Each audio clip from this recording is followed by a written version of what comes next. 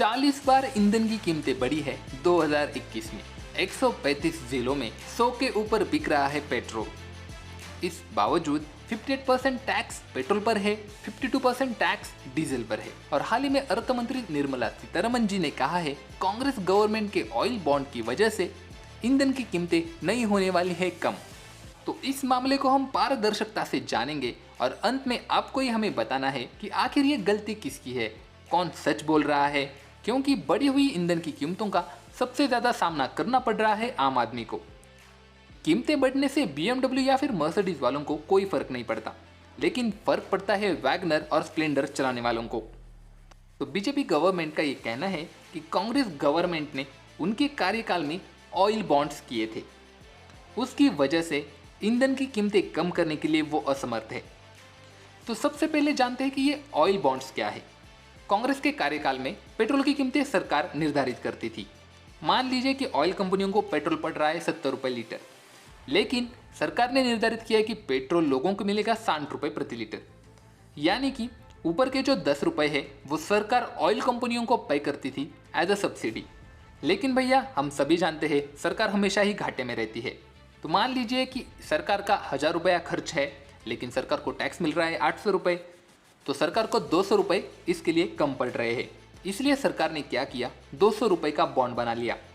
वो बॉन्ड खरीदेंगे लोग और सरकार को मिलेंगे 200 रुपये, और सरकार इसके एवज में वहाँ पर इंटरेस्ट भी देगी और प्रिंसिपल अमाउंट भी कुछ साल बाद रिटर्न करेगी। अब उस टाइम पर कांग्रेस ने ईंधन की कीमतें करने के लिए ये ऑयल बॉन्ड कर लिया, जिसकी कीमत थी 1,34,423 करोड़ रुपए, और जिस पर सालाना ब्याज लगता है लगभग 9,000 करोड़ रुपए। और बीजेपी गवर्नमेंट को आए हुए 7 साल हो गए हैं और अभी तक उन्होंने सभी ब्याज भरा है और 3,500 करोड़ रुपए प्रिंसिपल अमाउंट भरी है। यानी अब भी 1,30,000 करोड़ के बॉन्ड, और उस पर जब तक वो रहेंगे तब तक का 9,000 करोड़ का सालाना इंटरेस्ट लागू होने वाला है। तो ये हो गई एक साइड। अब आपको बताते हैं दूसरी साइड। शायद आपको पता नहीं होगा, लेकिन सरकार अगर पेट्रोल पर 1 रुपया भी बढ़ा देती है तो सरकार को सालाना 13,000 करोड़ रुपए ज्यादा मिलते हैं। अब नजर डालते हैं कि 2021 में बीजेपी गवर्नमेंट ने पेट्रोल प्रोडक्ट्स पर कितना टैक्स वसूला। तो इस चार्ट में आप देख सकते हो कि 2021 में तकरीबन 4,18,000 करोड़ रुपए का टैक्स वसूला गया, यानी बाकी सभी वर्षों के मुकाबले 45% की वृद्धि आपको दिखाई देगी। वहीं अगर एक्साइज ड्यूटी देखें तो उसमें भी 74% की बढ़ोतरी हुई है। 3.45 लाख करोड़ का एक्साइज ड्यूटी टैक्स वसूला गया है। तो जैसे कि हम सभी जानते हैं कि जो बीजेपी गवर्नमेंट है वो 7 साल से सत्ता में है, और तब से उन्होंने ऑयल बॉन्ड्स पर इंटरेस्ट पे किया है और 3,500 करोड़ रुपए पे किए हैं, और उनको ये सभी राशि चुकानी है 2025 तक। यानी आपके पास बकाया कितना बाकी है, 1,30,000 करोड़ रुपए, और जो इंटरेस्ट होगा वो, और आप लोगों से कितना वसूल कर रहे हो, 4,18,000 करोड़ रुपए सालाना। तो ये अमाउंट तो जो आप टैक्स वसूल कर रहे हो हर साल, उसकी 1/10 अमाउंट भी नहीं है। तो ऑयल बॉन्ड की वजह से कीमतें क्यों बढ़ रही है? सरकार को ऑयल बॉन्ड की कीमत चुकाने के लिए अब टैक्स तो नहीं लगाना चाहिए, क्योंकि ऑलरेडी उनके पास 4,18,000 करोड़ रुपए आ चुके हैं।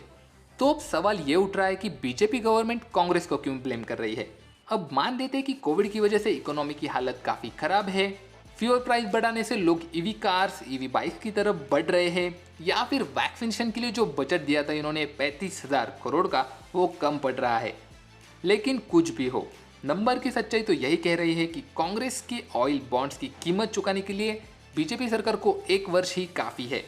यानी ऑयल बॉन्ड्स का कीमत बढ़ने से कोई संबंध नहीं है। बीजेपी गवर्नमेंट या तो हमसे झूठ बोल रही है या फिर इसके पीछे कुछ और कारण है। अब आप सोच रहे होंगे कि कांग्रेस ने फिर ये ऑयल बॉन्ड क्यों किया। आपको बता दें कि बीजेपी गवर्नमेंट ने भी यहाँ पर एक बॉन्ड किया है, पब्लिक सेक्टर बैंक्स के लिए रिकैपिटलाइजेशन बॉन्ड, जो तकरीबन है 3 लाख करोड़ का, और जिसे चुकाना पड़ेगा 2028 से लेकर 2035 के बीच। 2010 में कांग्रेस ने जो किया उसका भुगतान हम कर रहे हैं 2021 में। अब 2021 में जो मोदी गवर्नमेंट ने किया उसका भुगतान होगा 2031 में। मतलब ये जो चैन है, महंगाई हो या फिर जो भी हो, वो बढ़ती ही जाने वाली है। किसी भी गवर्नमेंट के पास ऐसी पॉलिसी नहीं है जिससे कि आम आदमी के लिए कुछ राहत मिल सके। अब पेट्रोल डीजल की कीमतें बढ़ रही है, चलिए ठीक है, लेकिन एलपीजी की कीमतें भी काफ़ी हद तक बढ़ रही है। तकरीबन 800 से 900 रुपए तक सिलेंडर जा चुका है। तो मैं भी एक स्वतंत्र भारत का नागरिक हूँ और मुझे 110 रुपए लीटर से पेट्रोल खरीदने में कोई हिचकिचाहट नहीं है, लेकिन गवर्नमेंट ने हमें बताना चाहिए कि वो जो टैक्स हमसे ले रहे हैं उसका खर्च कहाँ पर हो रहा है, किस प्रकार से हो रहा है। अगर वो इस तरह के झूठे आरोप प्रत्यारोप करेंगे तो हमारा विश्वास गवर्नमेंट पर कैसे रहेगा। इस बारे में आप क्या सोचते हैं, नीचे कमेंट में मुझे ज़रूर बताना। मॉडिफाइड थॉट्स पर हम ऐसी ही जानकारी पूर्ण वीडियो लाते हैं और ऐसे टॉपिक चूज करते हैं जहां पर एक अलग नज़रिए से देखने की काफ़ी ज़्यादा ज़रूरत हो। तो अगर आपके पास भी कोई ऐसा टॉपिक है तो आप हमें नीचे कमेंट में लिख सकते हैं। जल्दी मिलेंगे एक और जानकारीपूर्ण वीडियो में। जय हिंद।